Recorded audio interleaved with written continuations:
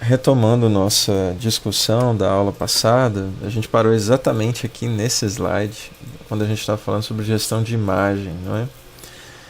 E aqui, de marca, perdão.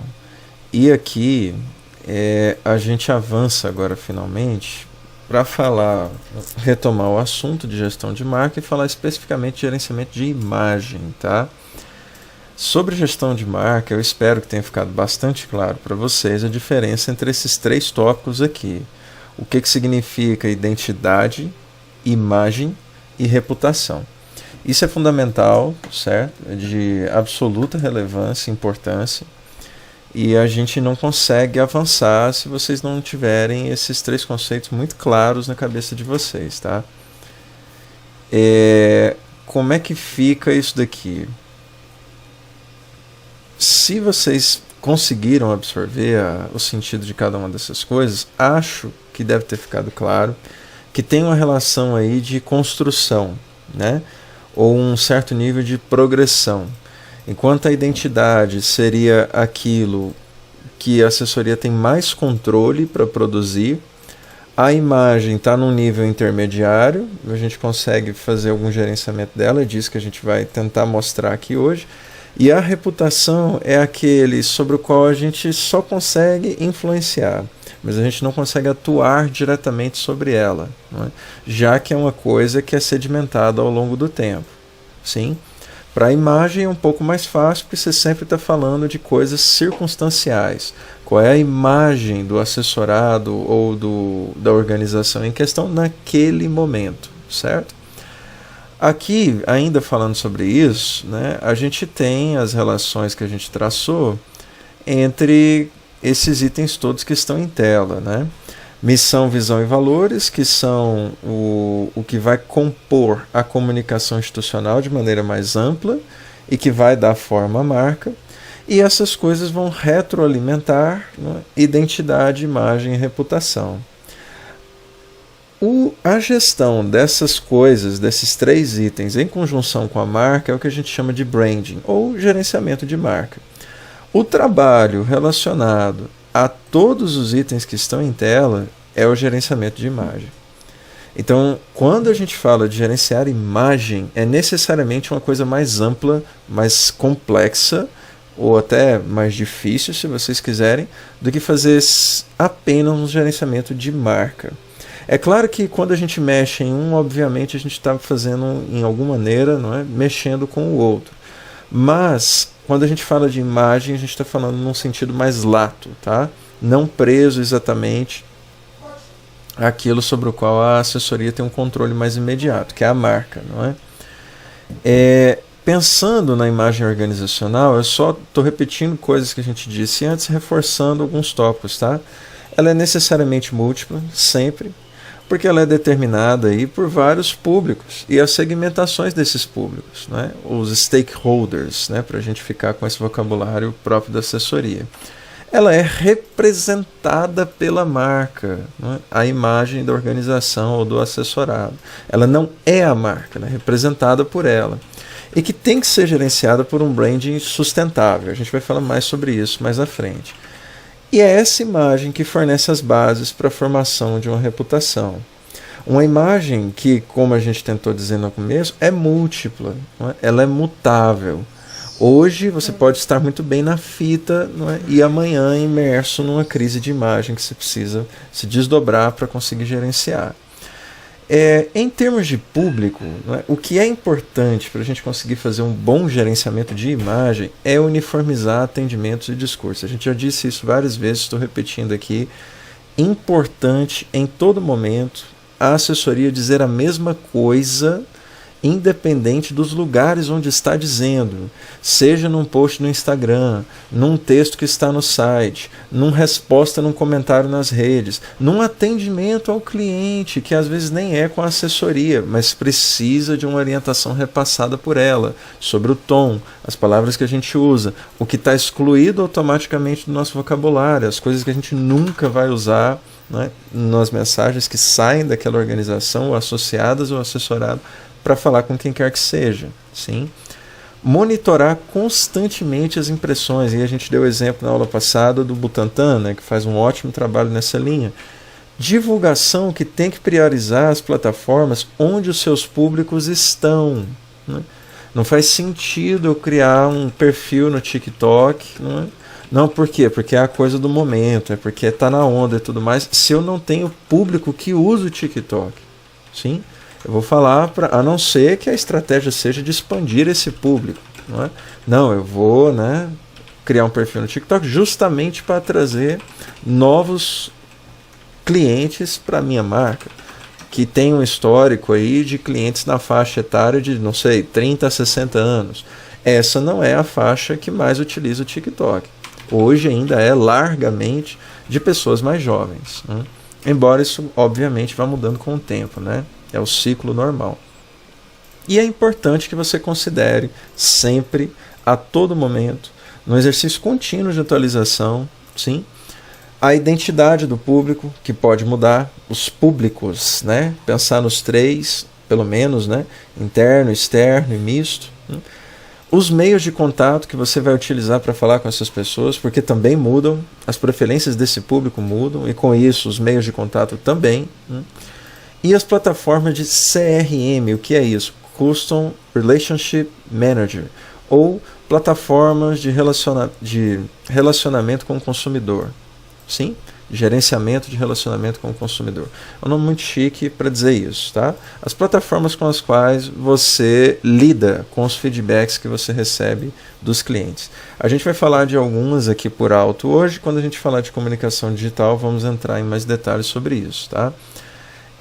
Peguei como exemplo o caso analisado por um artigo que está nas referências, tá, da aula de hoje, já no site, lá nos links, desse hotel aqui, um dos maiores, um dos mais bem votados de Gramado, ali daquela região do sul, né, que é o Hotel Alpestre, né? E quando você vai para o site deles, né, primeiro você tem aqui uma captura feita ali durante a pandemia, né, que foi uma coisa que afetou muito esse setor, né, de turismo hoteleiro.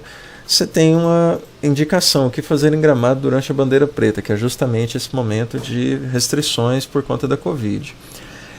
Mas você não consegue informações sobre o hotel ou como oferecer ou ter acesso aos serviços dele apenas pelas comunicações oficiais, sim? Ou seja, o que vai no site do hotel, nas redes dele e tudo mais. Na verdade, na maior parte das vezes, a gente se informa não pelos canais oficiais, né? Você quer ir num restaurante, o que é que você olha primeiro, né? Você vai no Instagram dele, ou acessa o Google Maps, ou vai procurar algum lugar onde tem os comentários das pessoas que já estiveram lá e que vão poder dar um review, uma análise um pouco mais sincera ou sem filtros, não é? Sobre o que elas acharam da experiência. No caso do setor de turismo e hoteleiro, é muito comum que a gente use sites como o TripAdvisor, Expedia, né, e vários outros, Expedia, perdão, que são justamente, servem para mostrar isso, né, atrações turísticas naquela localidade. E quando você vai no TripAdvisor do Hotel Alpestre, ou do Expedia, né, tem uma preocupação grande ali do hotel responder às pessoas. E, obviamente, usar os comentários positivos no site, não é? Por que eles colocam os comentários feitos no TripAdvisor e na Expedia e não os comentários feitos, não sei, no post do Instagram do hotel, não é? Ou no site do hotel? Porque esses ambientes, o TripAdvisor e a Expedia, são vistos como ambientes sem filtros, mais livres. É onde você vai ter avaliações que são supostamente mais sinceras, né? E não exatamente enviesadas ou discurso de publicidade, sim? Então, quando você tem, não é, comentários excelentes, isso vai ser reverberado, pelo hotel. E, obviamente, quando você tem coisas muito ruins, o ideal seria que o hotel viesse até o TripAdvisor para receber ou dar feedback para as pessoas, sim? Para isso, há plataformas que a gente chama de CRM. Essa daqui, por exemplo, chama-se Revinate, e a ideia dela é servir como um CRM para empresas do ramo hoteleiro ou turístico. O que ela faz? Ela congrega, ela junta tudo num lugar só, todas as menções, comentários, avaliações, notas, marcações, geotags, hashtags, tudo relacionado ao seu assessorado em cada uma dessas plataformas. Então, se eu sou do setor hoteleiro ou turístico, eu não preciso ficar entrando nos meus perfis do Booking, do TripAdvisor, da Expedia, do Google Maps para ver o que as pessoas estão falando. A Revinate junta, agrega, sim, tudo que vai ter sobre a minha organização, o meu assessorado nesses lugares, né, e vai agregar todos os dados para mim para que eu consiga fazer uma análise interessante disso. Ela também gera relatórios e inclusive dá dicas na área de marketing sobre como agir em determinados assuntos. Tá? Vocês não reparem, tá, a sonoplastia da rua, enfim, da casa, mas não tem muito o que eu fazer. Tá? Nessa plataforma, inclusive, ela vai dizer, né, que há um aumento ali do retorno, né, sobre investimento produzido, né, no uso dessa plataforma, de mais de 70% das empresas, das organizações que adotam ela. Né? Perdão, mais de 94%, retorno sobre investimento, o ROI, né, que é outra sigla que vai aparecer nas nossas aulas. Tá? E tem, claro, aquelas que correm por fora, né? Por exemplo, o Airbnb. Em que sentido ela corre por fora? Se eu sou o hotel, não é? E eu estou fazendo propaganda das minhas instalações, dos serviços que eu ofereço, o que tem nos quartos, se é chique, enfim, se está tudo certinho, se tem limpeza, se está tudo em ordem no quarto, se a cama não está quebrada e tudo mais, eu consigo fazer o gerenciamento disso muito claro nas minhas redes oficiais, no meu site.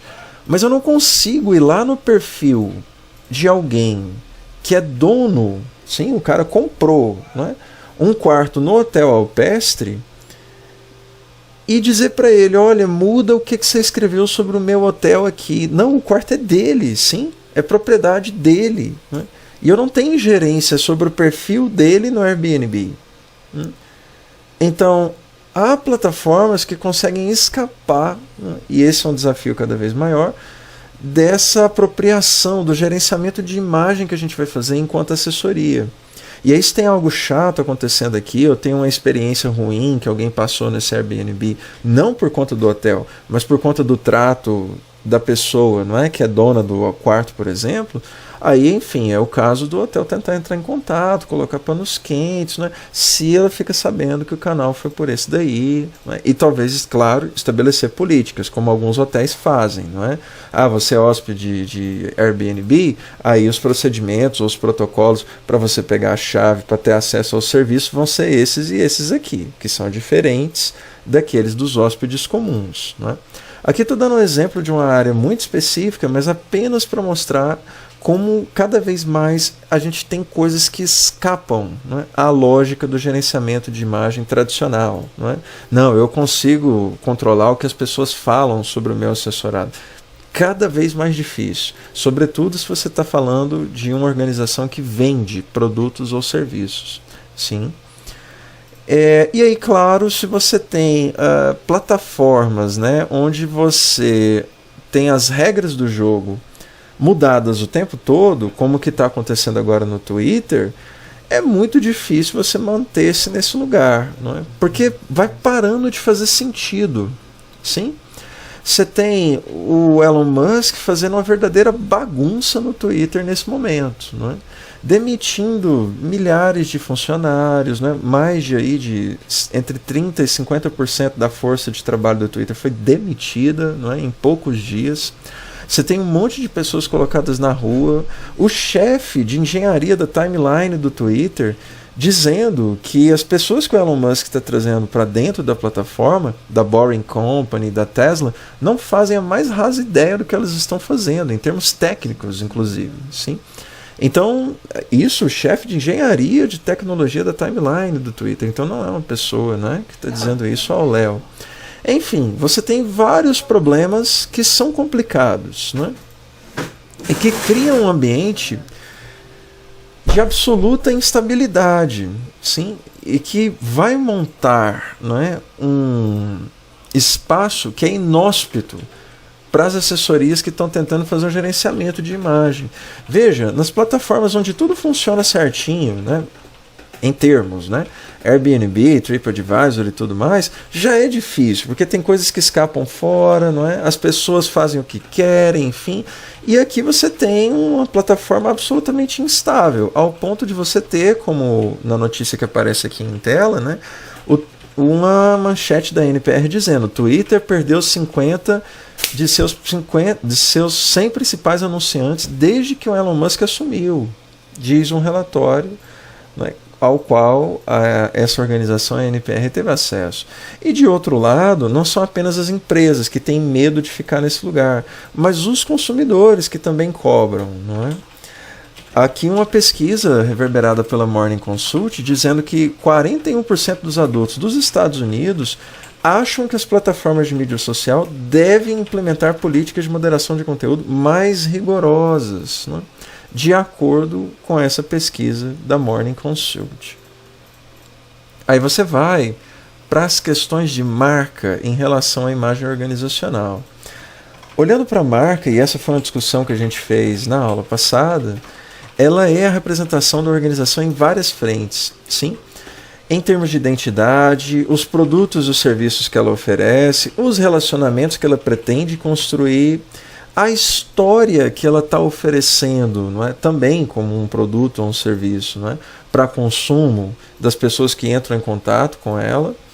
E, claro, um dos tópicos que talvez são mais centrais, mais importantes nesse momento, nos últimos anos que a gente está vivendo, que é o da sustentabilidade. Aqui eu não estou falando apenas de ser eco-chato, tá? Não é só uma questão ambiental, mas é sustentabilidade em todos os níveis, ou pelo menos em 3 principais que o pessoal da administração já definiu para a gente: social, ambiental e econômico, obviamente. Sim? A gente consegue ver isso em uma variedade de empresas hoje que tem uma preocupação muito grande em dar suporte ou se afastar de determinadas declarações que as pessoas dão por aí, não é? Vejam durante a pandemia, por exemplo, onde a gente tinha casos de influencers, não é, sendo pegas em festinhas, em momento de restrição sanitária, não é, e agregações sociais, e aí obviamente elas perdiam os patrocínios, não é? Porque as empresas, as marcas não queriam se ver associadas a alguém que, pelo menos, né, durante esses atos, se colocava como alguém que não valorizava nada disso, ou não dava devida importância à solidariedade, à vida das pessoas, e claro, né, um exercício aí de empatia, né, com os momentos que a gente estava passando naqueles dias. Outro caso que vem de um artigo que também está como referência para essa aula, tá, e cujo link está aí para vocês, é analisado dessa empresa cujo nome provavelmente vocês nunca ouviram falar, M. Dias Branco. Né? Isso é muito interessante e é muito comum hoje a gente ter empresas que são gigantescas, que têm uma participação de capital enorme nas bolsas de valores, inclusive, nos ramos onde ela atua, mas a gente não conhece o nome. Por quê? Porque, em geral, elas são donas, ou são holdings, não é? Que concentram várias outras marcas com as quais, essas sim, a gente tem contato. É bastante possível que algumas dessas marcas que estão aqui em tela, não é? Estrela, Fina, Fortaleza, Dorita, Piraquê, essa talvez uma das mais famosas, né? Pelágio, tem várias outras, sabe? Eu fiz só um recorte aqui do que está aqui no site. Todas elas estão sob o manto dessa empresa chamada M. Dias Branco. Fabrica muita coisa, utensílios de alimentação em geral, né? Derivados de trigo e tudo mais. Pão de forma, bolacha, biscoito, como queiram, né? Bolacha, biscoito, macarrão, massas em geral, massa de bolo, fermento, essas coisas, sim? Farinha de trigo e tudo mais. E aí você tem um relatório emitido por essa empresa, assim, a M. Dias Branco, vai colocar, isso aqui não é coisa da ONU nem nada não, tá? A própria assessoria montou esse relatório, tentando localizar o que ela chama de macro tendências globais para o setor de alimentos. E aí eles vão dizer, né, que com o aumento da população mundial, a mudança no perfil da demanda, a competição cada vez maior entre os países e as empresas por recursos naturais, né, para conseguir produzir suas coisas e vender para as pessoas, isso exige mais responsabilidade das empresas, isso orienta, reorienta os valores dos consumidores na hora de procurar algum produto. Eles vão procurar saber de onde veio isso aqui, né? Isso foi fruto de trabalho escravo, né? Não está barato demais, né? Ou isso daqui tem o que na composição, né? O que foi destruído ou devastado para ser produzido esse pacotinho que eu estou comprando aqui, ou qual a pegada ambiental dele. Veio da Tailândia, assim, mas fez um pouso não sei aonde, né? Quanta querosene foi queimada para você poder comprar a sua frutinha que veio lá das Ilhas Fiji, né? Enfim, esse tipo de observação passa a ser importante. E é por conta disso que a gente tem esforços cada vez maiores, né, pela parte das organizações, de se colocarem como empresas que têm responsabilidade com essa sustentabilidade nesses 3 níveis, né? Aqui um post em tela da M. Dias Branco no Instagram dizendo: as diferentes etnias formam o nosso país. A busca pela igualdade faz parte da história do futuro da M. Dias Branco. Um post realizado em novembro, não é, que eles repetiram aqui em novembro de 2020, que repetiram nesse ano, que é o que? Mês da consciência negra. E você vai ver várias empresas tentando, né, pegar carona nessa coisa. Claro que aí tem crítica, como que a gente comentou na aula passada. Aí vem os vários termos, né? Pink money, greenwashing, que são essas críticas que você faz das empresas tentando se apropriar de lutas sociais ou causas sociais históricas, né, para embarcar nessa e conseguir montar uma imagem, né, que seja favorável em termos de uma sustentabilidade social. Aqui também, quando as empresas dizem, né, que conquistaram o prêmio de não sei o que, ou que as ações vão muito bem e tudo mais, não é apenas uma tentativa vã de publicidade comercial, de dizer, olha, nossa, olha o quanto estamos bem, mas é também de garantir uma sustentabilidade econômica junto a acionistas, por exemplo. Vejam que o mercado de valores, ele reage muito em termos especulativos, né? Ele é basicamente um escravo das imagens que as organizações conseguem gerar de si. Veja o Estado brasileiro, né, que também pode ser visto enquanto uma organização. O Lula, né, as falas que ele fez agora muito recentemente, que aí virou meme, virou charge, né, virou manchete em todo lugar, que assustaram o mercado, porque a bolsa disparou não sei quantos pontos, o valor do dólar subiu bastante, porque o Lula estava com as falas lá dizendo que a gente tinha que distribuir melhor a riqueza gerada no país, por exemplo, né? Enfim, o mercado financeiro é muito reativo à construção desse tipo de imagem. E é por isso que esse tipo de post, a gente ganhou um prêmio, os valores das ações estão muito bons, não é? A gente foi reconhecido na Bovespa, como nesse post colocado aqui em tela. Colocar isso como público é importante para garantir sustentabilidade econômica junto aos acionistas que estão colocando dinheiro na empresa, sim. É claro que às vezes isso pode ser muito mal feito, não é? Como no caso do nosso querido João Campos, né, político ali da região do Nordeste, que se aproveitou daquele momento em que ocorreu o vazamento de óleo nas praias do Nordeste, vocês devem se lembrar disso, né? Pelo qual, se eu não me engano, até o momento ninguém foi preso, não é? Muita gente teve a vida prejudicada, teve gente que ingeriu coisas tóxicas, milhares de animais mortos, enfim. Mas não é? Teve um problema, um desastre ali que é ambiental, mas que também é social e é econômico, porque prejudica várias atividades. E aí você tem um político tentando capitalizar em cima disso. Não passa batido, né? Você tem aqui um post no Instagram onde mostra ele, né, agachado perto da praia, toda suja de óleo, com uma luva, curiosamente, muito limpa, não é? Uma camiseta branca, imaculadamente limpa, shorts e tênis também absolutamente limpos, não é? Então, peraí, você foi para lá para ajudar a retirar o óleo da praia, como um monte de gente estava fazendo, inclusive na foto tem uma menininha do lado dele, com a mão aterrada no óleo ali, tentando tirar do mar, não é? Enquanto isso, ele está ali fazendo as fotinhas bonitinhas para aparecer, para dizer, o povo do Nordeste é guerreiro, eu vou abrir a CPI. Tem um slide, um carrossel de fotos dele, com as roupas todas limpinhas e a luva limpa, não é? nessa praia suja de óleo. Obviamente as pessoas dão uma resposta no ato, não é? Porque você está falando aqui de redes sociais. E aí um monte de comentários, né? Alguns vão dizer kkkk, MDS, marketing para enganar os ignorantes eleitores dele mesmo, né? Emojis de carinhas de insatisfação. E se vocês acessarem a publicação, que eu deixei o link aí, vocês vão ver que basicamente todos os comentários são de chacota, com a tentativa de capitalizar em cima disso. Novamente, uma evidência clara de que as pessoas estão atentas e que não dá para fazer isso de maneira amadora. Sim. Acontece o inverso também. Às vezes as empresas estão tentando, de maneira até legítima ou acertada, criar campanhas que apelem para essas causas, né?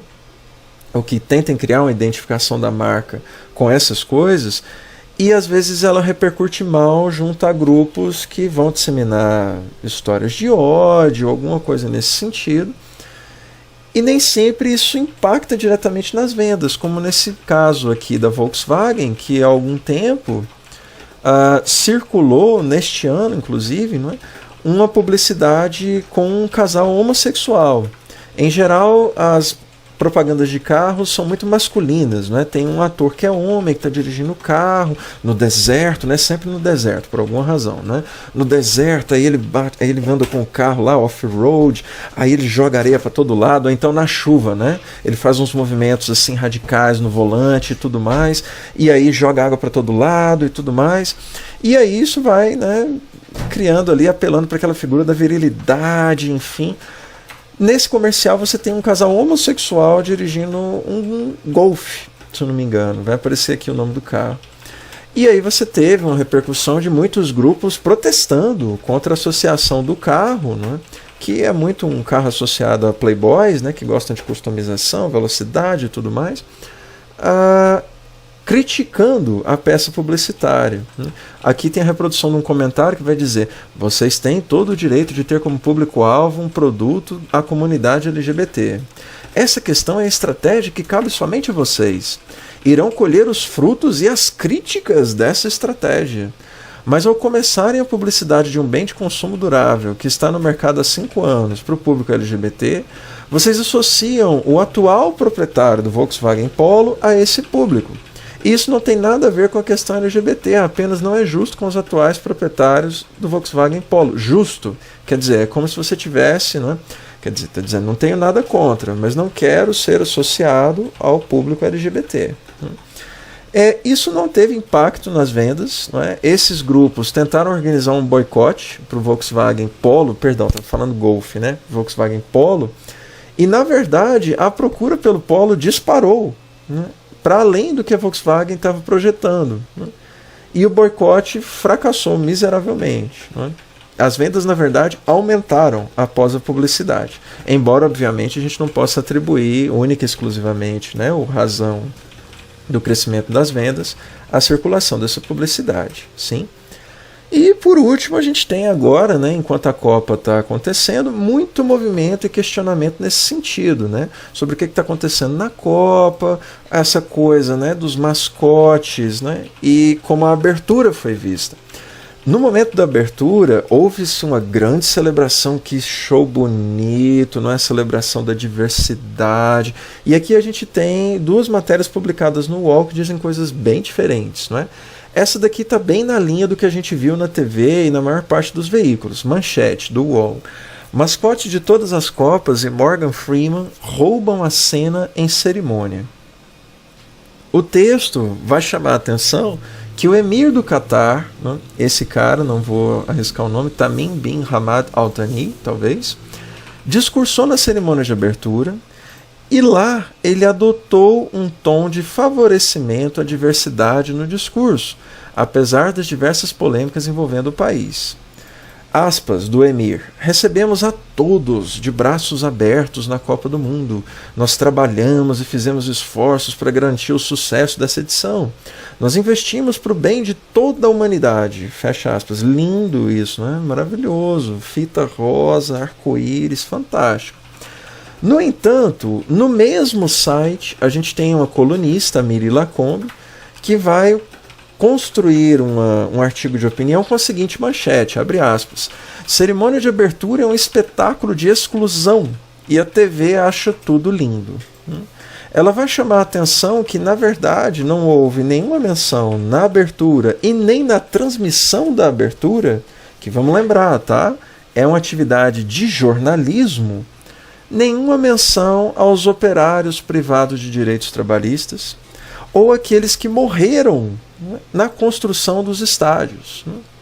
Nenhuma menção à falta de direitos humanos, ao fato de que, se você não é homem, branco, rico e heterossexual, esse tratamento supostamente igual para toda a humanidade da qual o Emir estava falando, né, ele não vai ser dispensado a você. Né?